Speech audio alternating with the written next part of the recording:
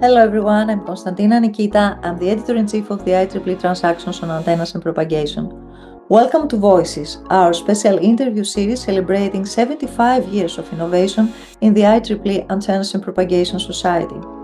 In this series, our editorial board sits down with outstanding researchers and innovators to uncover the stories behind the science, what drives their achievements, how they have shaped the field, and where they see the future heading.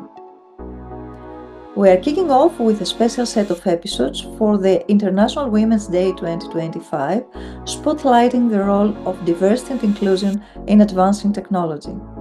Join us as we amplify the voices shaping the future of antennas and propagation and inspiring the next generation of innovators. Hello, good afternoon, everyone. I'm Eva Rajo. I'm a professor in University Carlos III of Madrid in Spain. And I'm here today to handle an interview that is part of the TAP Voices interview series. This is an initiative of the Transaction on Antennas and Propagation, where I am an associate editor. Related to this, today I will interview Professor Stefano Maci. So first of all, I would like to thank Stefano for accepting to be here in this interview. Before presenting Stefano, that I think everybody knows, I must say that he's here today mainly to talk about mentorship and how to improve diversity and how to improve the promoting women in engineering. Professor Stefano Maci is a very well-known researcher, mainly perhaps on metasurfaces, but in many other topics as well. And not only that, he has also been the president of our society 2 years ago, so I'm sure that he doesn't need too much introduction. So, hello, Stefano. Welcome. Well, it's my pleasure to be here, and it's my honor to be interviewed by you. So this means that we have identified you as one of the good mentors. So this is something very positive, and I confirm that you are by far one of the best mentors I can identify in our societies. So I wanted to know first of all, related to this mentorship, where this come from, this ability for mentor. If you have ever had a inspiration, role model, someone along your career that has inspired you in being such a good mentor, or inspiring you, how you, let's say, inspire and help the people around you. Thank you, Eva. This is actually an important question, and I have probably three persons that have played a fundamental role in shaping the way I support the others today. And unfortunately, all of them passed away. And the first was Professor Tiberio, my mentor at University of Florence and next at University of Siena, who introduced me the international environment. I remember that in '92, I made the first international conference that was an IPS, an Antennas and Propagation Symposium. With him, I was young, and I was fascinated by this environment. He was very, let's say, senior already, and he moved very comfortably into this environment. This was one of the main point. When you are young, you should follow the senior person in academic international environment. He was very helpful in it.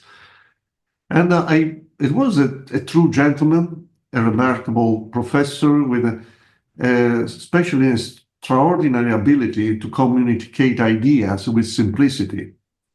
So the simplicity is beauty. And I try to follow his way to communicate sometimes, especially with the youngest. The second professor was Professor Felsen, one of the greatest scientists in our community. I remember about him, apart the incredible knowledge on any type of wave physics. The phrase that he repeated often is that the key to the progress is not just finding the right answer, but asking the right questions. And this is what I always say to my student. You should pose to yourself the right question, because if you solve a problem which is useless, you have not done much. And the third professor was a professor you know very well, because he was also your mentor, Eva. It was Professor Kildal, with whom I collaborate over 30 years. And he opened my eyes on the relationship between the academic science and the true engineering application and impact. And he was a master in it. It was the connection between the theory, academic science, and to application. I learned from him the way also to establish a way for the student to follow their path into spin-off companies, etc., that I didn't probably have in my nature, but I learned from him. Mm-hmm. Okay, so these are the three persons. Very well. So another question, I know you have had many students, but not only, to be a mentor is not only with the students, also with some collaborators. What are in your views the key elements to really make an impactful relationship in terms of mentorship? You should be empathetic, first of all, and taking care and understanding of the need.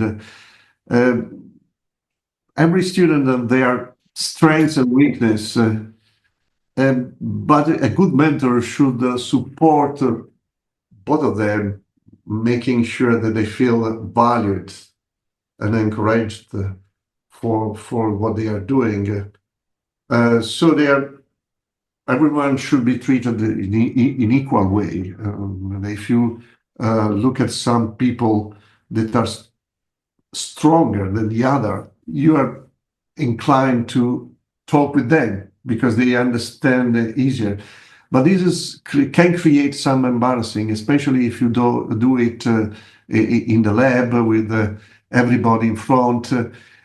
Everybody should be treated the same way. And this is a little bit the key. And because the lab should be a positive and a welcoming space, should not be a place where you do for working. No, the science is a pleasure, and the laboratory is the place where you should be happy. That's the main point. That's the main point. Very simple. I don't know if there is something more than it. Yeah, I agree. Also, must be. Sometimes I say it's very easy to be a good professor with a good student, but the key point is to motivate the not so good student or the student with other abilities. Yeah, I think that they have to understand that what they are doing is important. Yeah. Sometimes the importance of an issue is quite a slippery thing, especially in science. Mm-hmm. Yeah. A lot of time I study something and say, but why I'm doing that? This is the nonsense, especially for certain topic. But you should always encourage what they are doing is important. Is a small brick of a castle. So it's something that they should perceive with the action of the senior people.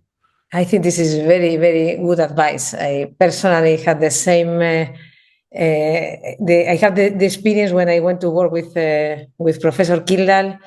I was shocked that he was so enthusiastic with little things that I was doing, and that encouraged me so much. It never happened to me before in Spain, never. So I think it's very important for a student that a big person in the area is. Yes, sometimes you should also exaggerate a little bit. Yeah, perhaps. What you're doing is fantastic. Because they need it. Yeah.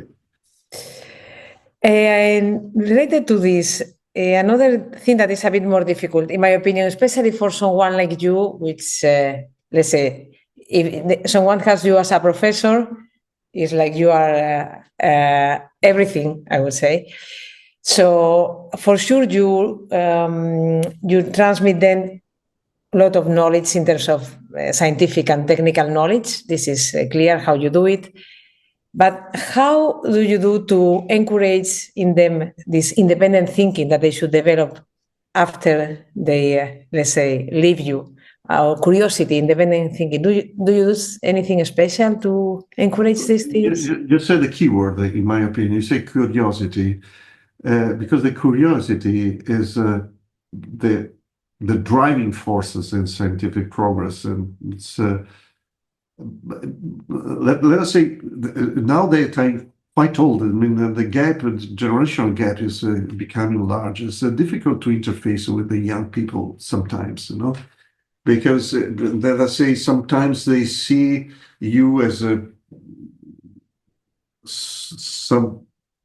there is some barrier in between. Yeah.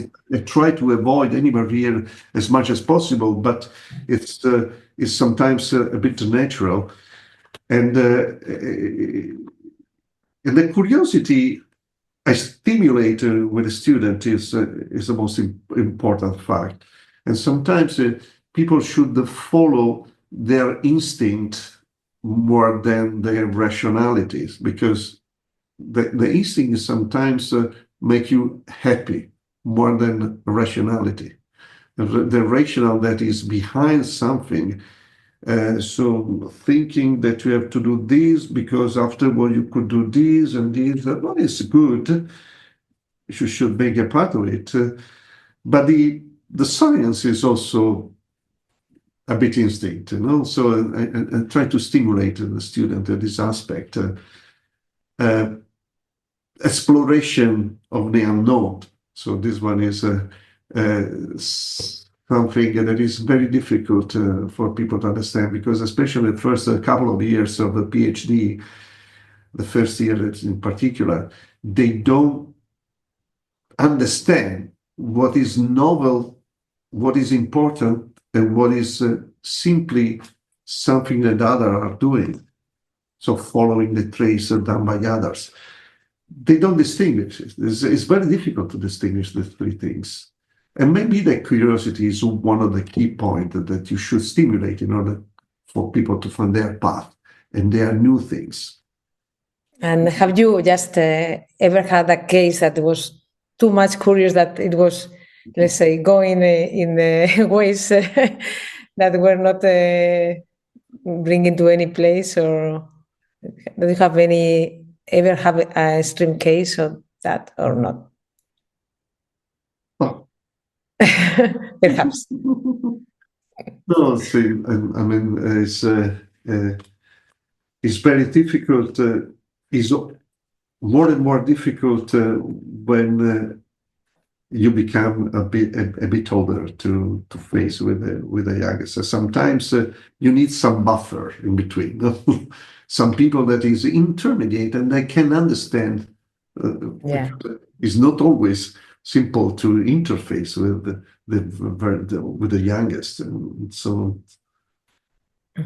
Okay, so maybe I try to do my best in order to collect and making them comfortable, even when they talk with me. This is fundamental.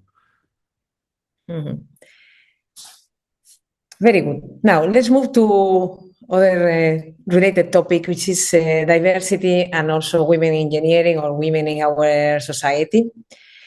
So starting with diversity, and I know that I'm aware that nowadays in your lab there is the level of diversity is really high. No, you have people from many different cultures and so on. So, do you think this can help to produce new significant advancement or some unexpected research advancements because of diversity? Yes, I'll always try, my life to encourage the people equally, regardless of gender, race, religion, countries. I I have a group of 16 people today, and 40% are women, 80% are from abroad, and with different religions, and they are very well homogenized together. It's not always so easy, but especially because they are in the restricted space, physical. It's not a huge place, and they have to talk each other. Anyway, the way to have different experience, collaborate each other, is quite important to progress. What is important is stimulate the discussion among people. They have to talk to each other always, even if they are doing different things. If they talk each other, they understand more. So it is a sort of self creation of science inside the lab. If I mention Leo Felsen again, Professor Felsen, say your way to conduct a laboratory is quite strange. All people learn by induction, and not because you are organizing a systematic discussion. So they learn because they are in the laboratory.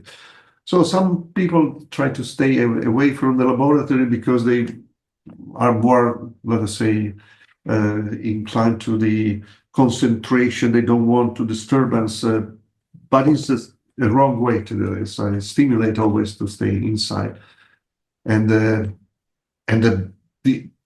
diversity is fundamental in that case. In this case, it's fundamental. Yeah, because somehow diversity means that people have different way of thinking or of different vision of the same thing, and probably this is very rich process when they interact with each other. Absolutely, yes. With respect to the other topic, the women in our area that we are not so many, I wanted to know your opinion on if you think there is any positive or unique aspects when you have women in a research group, or have you do you really think that in general terms, we need to, in your experience or general terms, do you think to have women in a research group is something that is changing the dynamics or helping somehow? I'm asking you this because our common friend, Professor Kindler, was convinced about this. And I was a bit, the first time that he mentioned, that this was something very important, like it was changing like the dynamic of the group, I was not so convinced that it was true, but I wanted to know your opinion. The gender diversity is essential, and the women in general are more collaborative than boys. And often foster open discussion and encourage teamwork. Maybe they have more attention to help the others and to have the sense of organization. This is what I notice. And normally, if I would like to organize something, I prefer to ask to a lady in my group to a boy, because they understand much more the importance of the teamwork. So this is essential. Apart from the fantasy that they have sometimes, and which is completely different from the boys are always more concentrating into the screen, and but I mean the ladies are the girls are much more collaborative in general. This is I think in general we care more about the others, on how the others feel, or in general terms. I think so. So we need women in the science, that's for sure. And I'm always pushing toward this direction, even during my presidency.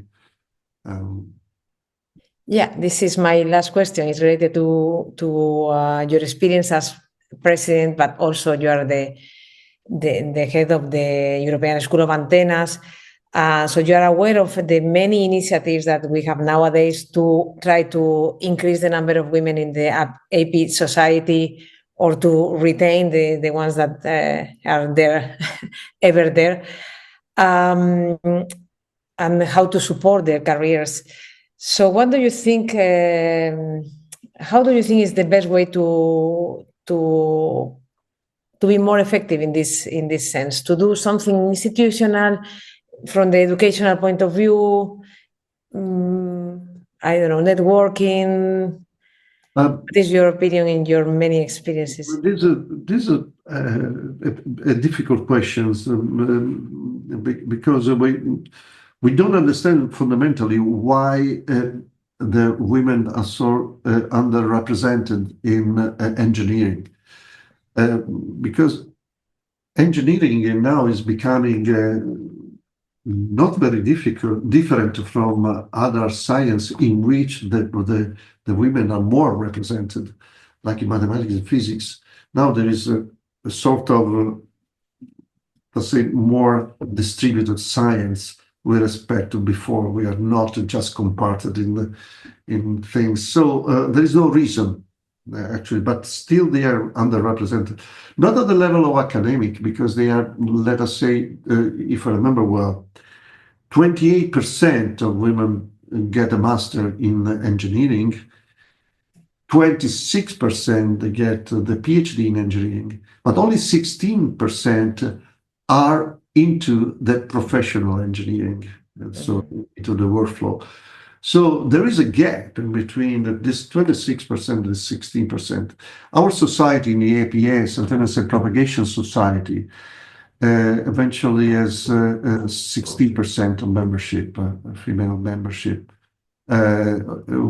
which is increasing because it's going to, in the last 2 years, due to several travels that I and Branislav did in the last 2 years, we increased much the number of female in the membership, especially in region 10, because they are more sensitive.